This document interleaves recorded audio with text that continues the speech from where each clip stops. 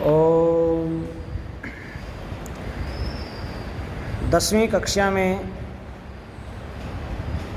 सूरदास के पद, दूसरा पद हम अभी पढ़ेंगे, इसके अर्थ को जानेंगे।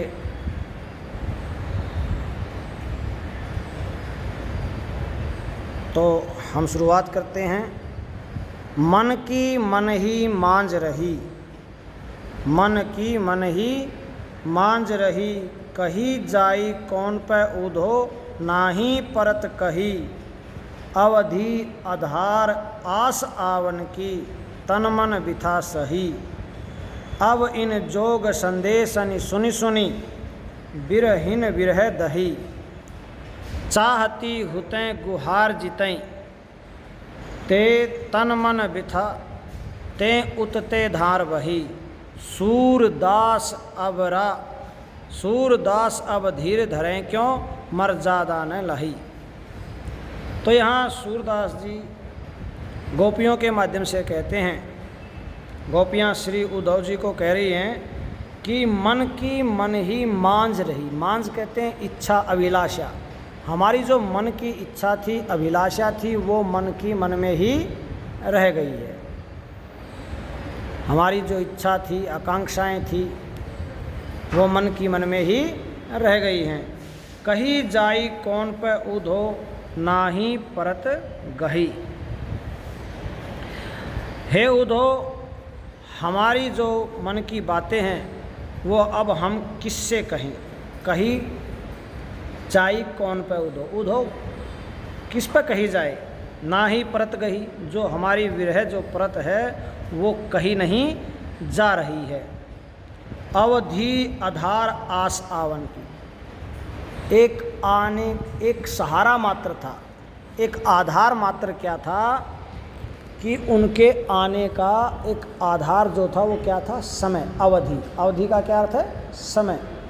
एक आधार था, एक समय ही जो हमारा आधार था, जिसके कारण हम तन मन बिथा सही, हम तन और मन की व्यथा को, पीड़ा को, तकलीफ को झेल रही थी।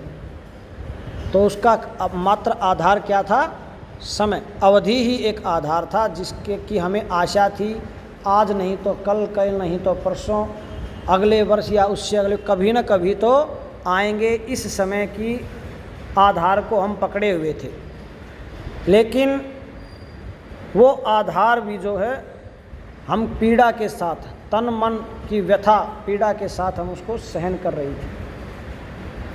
लेकिन अब क्या हुआ, अब इन जोग संदेशनी सुनी सुनी, अब तुम्हारे द्वारा ये जो योग के संदेश आप सुना रहे हो, इनको सुन करके ऐसे लगता है विरह दही, कि जो मन की पीड़ा है, तकलीफ है, वो और भी ज़्यादा बढ़ गई है। अब वो और भी ज़्यादा बढ़ गई है। चाहती हुती गुहार जितई, हम चाहती थी, रक्षा के लिए पुकार लगाती थी, गुहार पुकार लगाती थी। जितही जित भी उतते धार वही, हमें अपनी सुरक्षा के लिए, रक्षा के लिए जिससे आशाएं थी, जिसकी तरफ हम पुकार लगा रही थी, वहीं से धार बह गई, अर्थात आशा हमारी टूट गई। सूरदास अब धीर धरई क्यों।